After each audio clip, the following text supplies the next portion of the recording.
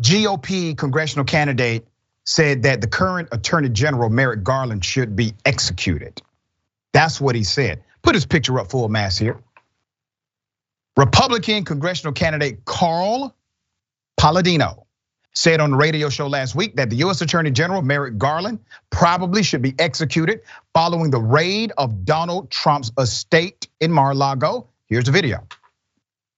They're out there really running an illegitimate government because Biden he's just not around. I mean, there's not only physically but mentally. I don't think he's around. He's not engaged. So we have a couple of unelected people who are running our government with an administration of people like Garland, okay, who should be not only impeached, he probably should be executed. The guy is just lost. He's a lost soul.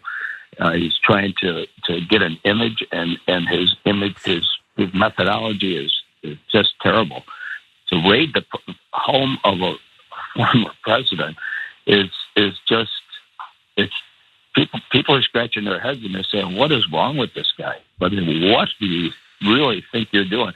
We're sure that he didn't act without Biden's approval. Oh, there's no question about that.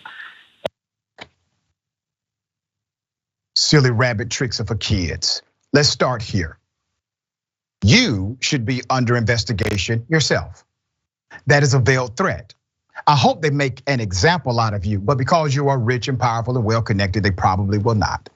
So let me give you some background to this cat. All right, Paladino is a millionaire real estate developer who was the party's candidate for governor in New York in 2010, is in a close primary fight in New York Republican State Committee against Republican State Committee Chairman Nick Longworthy.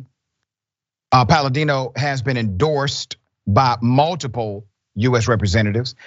He then later decided to walk the comment back. Now, here's the thing.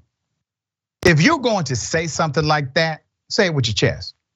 He now has decided to walk it back completely. Here it is. Up a second there. What you just said about Garland. Yeah, Carl, what you just said about Garland, you said you think he should be impeached and probably executed. Can you explain that? What do you mean by that?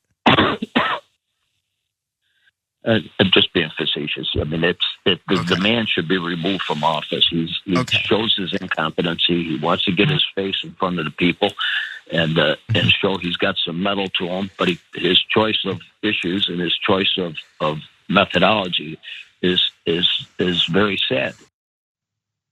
Yeah, and your choice of wording to call for the execution of a sitting AG, it is what it is. Ridiculous, right? Okay, there's more.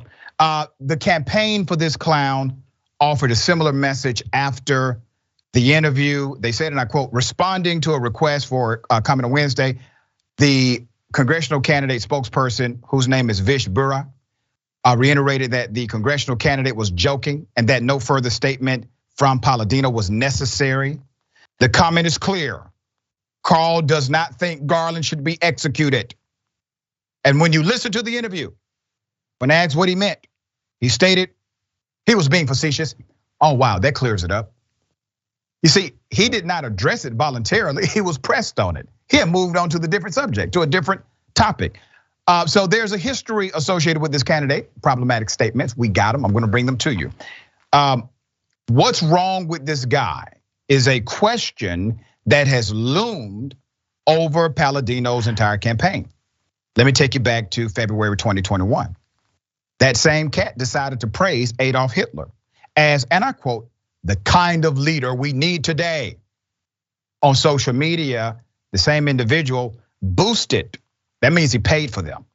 He paid money to boost posts claiming that the Buffalo and Uvalde mass shootings were actually false flags, false attacks.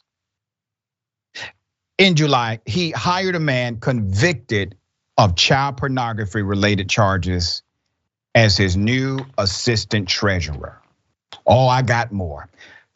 Paladino previously shared a post on Facebook, which pushed conspiracy theories, about the recent mass shootings in Buffalo, New York, and Uvalde, Texas. The Facebook post portrayed the tragedies as false flag attacks meant to only help Democrats revoke the Second Amendment, take away guns, and claimed the Texas shooter was receiving hypnosis training from the direction of the CIA.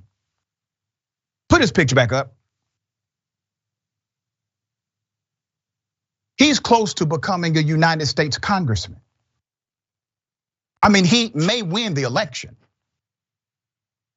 He has a history of bigoted remarks as well, including stating that he wanted Michelle Obama to return to being a man and let loose in the outback of Zimbabwe, where she lives comfortably in a cave with Maxie the gorilla.